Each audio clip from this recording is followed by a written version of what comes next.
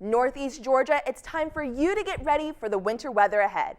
I'm Grady News Source reporter Kendall Trammell with the 5 things you need to know today. And the family really just wants the barcode owner and manager to understand that they have a responsibility to what happened to Emily 2 years ago. She was 19 years old then when she was walking down Oak Street and got hit by a drunk driver.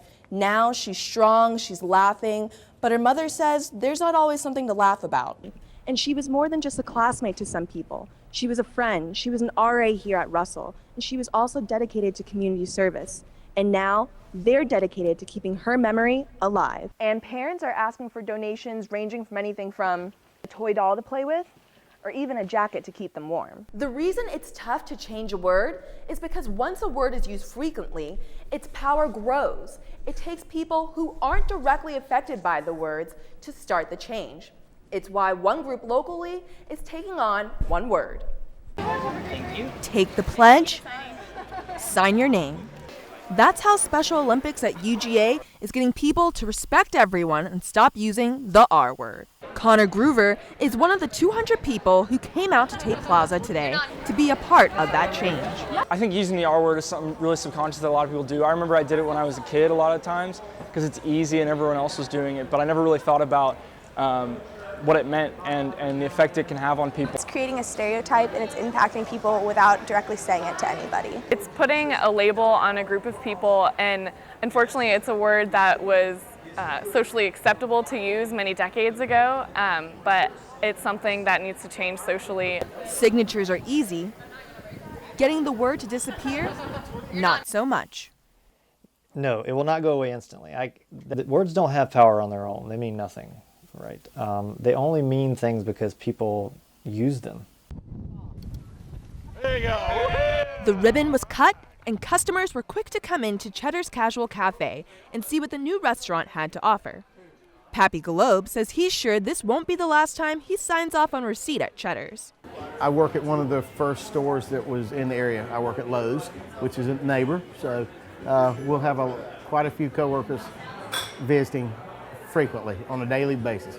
Cheddar's co-owner Alan Peak has been trying to establish one of his restaurants in Athens for 5 years now.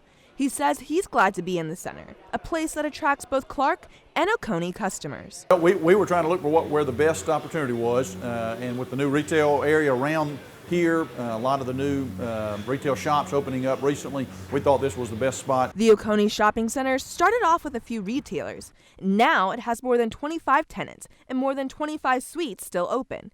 But Epsbridge's developer Frank Bishop says this isn't a plan to make surrounding areas less profitable. We don't look at it as Athens, Clark County, Oconee County. It's more of here's the location with the infrastructure and the tenants like that, and allows them to meet the needs of their clients. Ready? Up!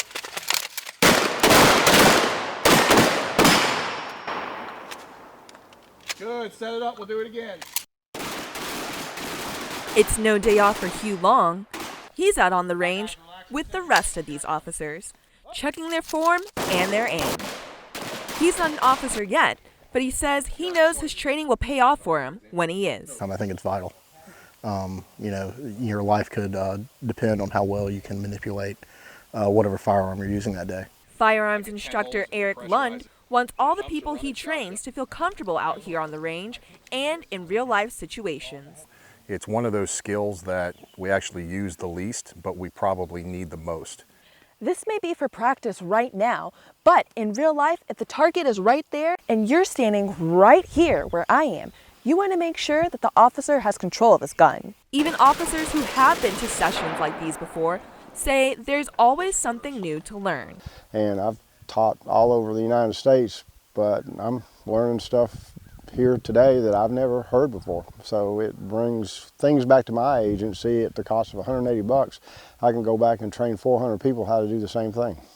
And with $180, Lund is showing these officers how to strengthen their weaknesses. It's always good to come out here and just get more reps, get some good practice in. And good practice like this is what makes the difference. In Oconee County, Kendall Trammell, Grady News Source.